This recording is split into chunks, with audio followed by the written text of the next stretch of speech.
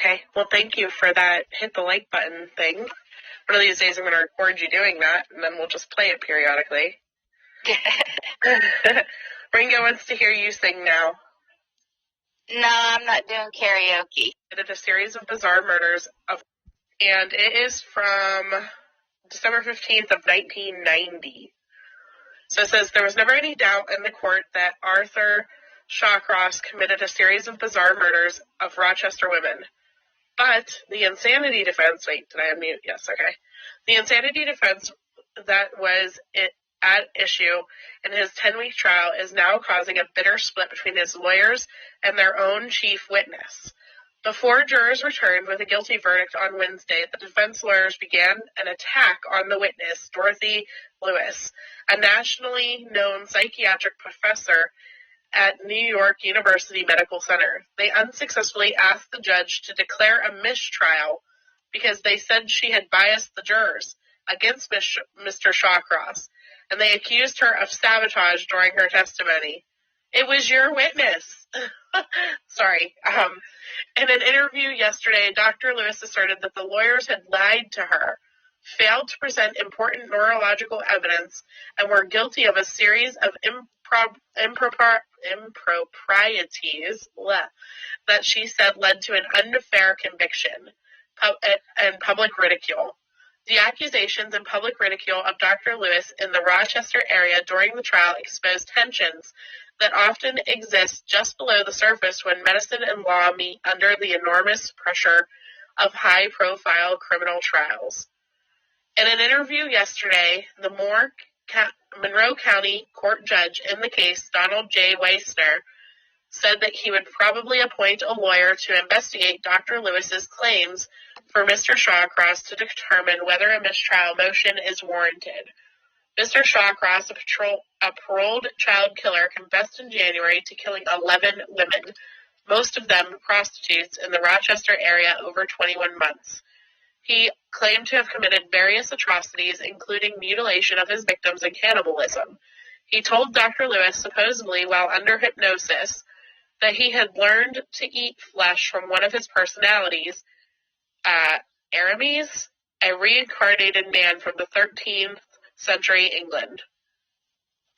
Over 9 days of testimony, Dr. Lewis gained a sort of notoriety in Rochester, where the televised trial had a wide audience.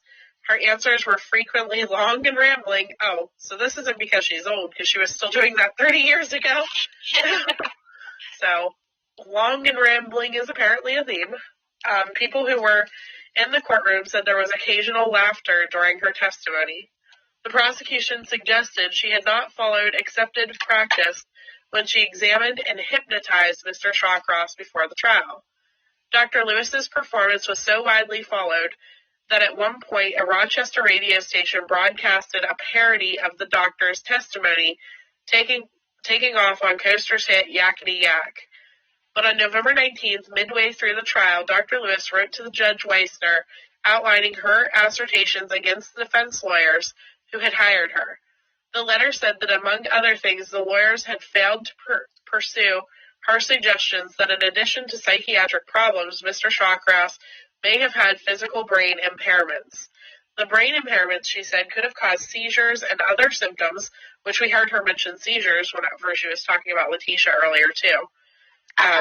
They could have caused seizures and other symptoms that may have been part of what had caused Mr. Shawcross to commit the murders and could have explained the 45-year-old man's strange behavior. Dr. Lewis's letter said defense lawyers failed to get proper neurological experts and tests. She claimed in the letter defense lawyers lied to her by repeatedly telling her that the neurological work was being prepared. Jurors are critical. The jurors concluded that Mr. Shawcross was not insane, and in interviews afterwards, some of them said that Dr. Lewis had damaged the defense's case. The Rochester Times-Union yesterday quoted that the jury foreman, Robert Edwards, saying,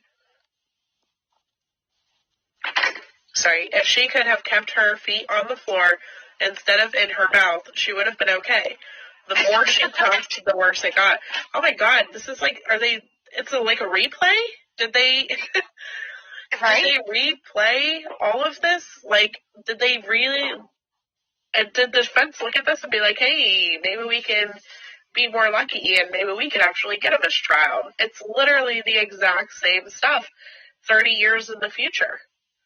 It's Right. crazy to me. It's just too bad she didn't deserve to leave after she read her it's just too bad she didn't leave after she read her qualifications, he added. But yesterday, Dr. Lewis said she believes that adequate neurological evidence could have helped explain Mr. Shawcross's behavior, giving the jury an understanding of how brain impairments might have contributed to his deviant actions. I think there would have been a different verdict, she said. Dr. Lewis, who has a national reputation for psychiatric work with death row inmates, acknowledged that she was publicly ridiculed during the trial, but she said that that was because the lawyers in the case, including the defense, refused to let the jury hear the truth about Mr. Shawcross's impairments. This is more complicated. My perception is I refuse to answer just yes or no. Yes, we have noticed this. We have definitely noticed this, Dr. Lewis. You will not say yes or no. So, Right. This is really enlightening because she was still like this 30 years ago. So this is not because she is 85. I tried to say, wait, this is more complicated. This is what is wrong with this man. But the questions were yes or no. Dr. Lewis said that as a psychiatrist, she was not an expert in brain abnormalities that were detected on some of the tests that Mr. Shawcross had. She said she believes that a well-prepared neurologist testifying for the defense could have helped persuade the jurors and that there were some physical causes contributing to Shawcross's mental condition. In an interview yesterday, a prominent neurologist who reviewed Shawcross's brain scan said that he had detected lesions and a cyst. And he said that such defects could have blocked Mr. Shawcross's inhibitions and caused bizarre or uncontrolled behavior. He could have reviewed that brain scan, but he was not called as a witness. Dr. Lewis was also charged that the prosecutors had committed improprieties because they used the doctor who she said had earlier been recruited by the defense and had received information from defense lawyers. That expert, Dr. Vernon Mark, a retired Harvard University professor, said yesterday that he had never been retained by the defense. Whew. So, let's see. All the fighting. Yeah. Wow. All the things. He said that he resented Dr. Lewis's assertions and that he had some contact with a psychologist who worked with one of Mr. Shawcross's lawyers. The prosecutors obtained a court order permitting him to work with the prosecutions. Yeah.